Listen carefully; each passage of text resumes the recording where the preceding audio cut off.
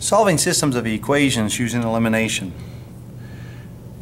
One of the things that you'll notice about elimination is it's a very different creature from substitution.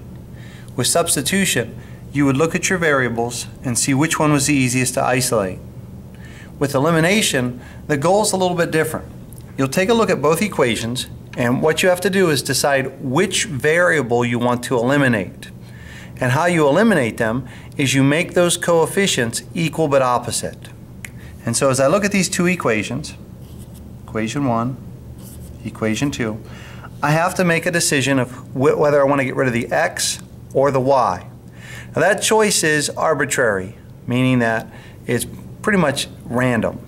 Now I can choose to get rid of the x's, and I'd have to have these equal but opposite. So I'd want to see like a negative 2x here versus a positive 2x there.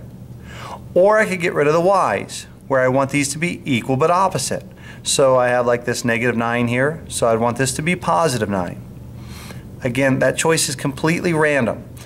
I'm going to elect to get rid of my y's. In order to get rid of my y's, I would multiply this first equation by 3 so that these are equal but opposite.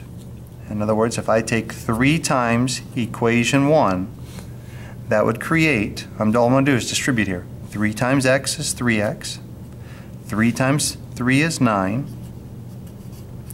and 3 times 4 is 12. That's me transforming equation 1. For this particular example, I can just rewrite equation 2. I don't have to do anything special with it.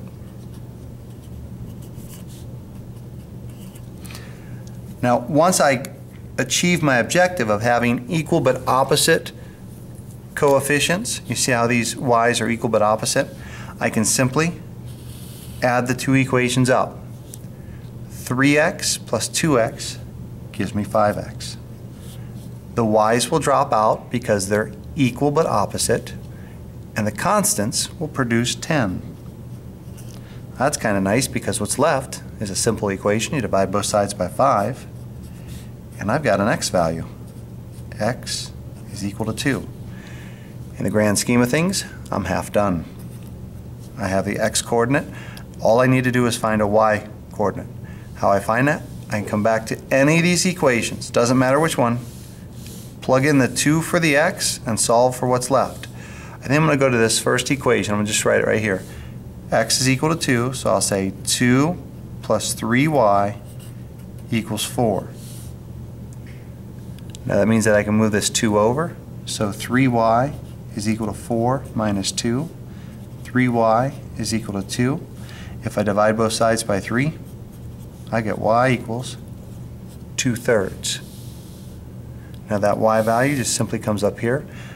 Keep in mind what you're doing. You are solving a system of equations. As soon as I found that x value, I knew that there was a point of intersection. They would only share one point in common, and so I had to finish by finding that point that they shared in common. This is example 1 for elimination.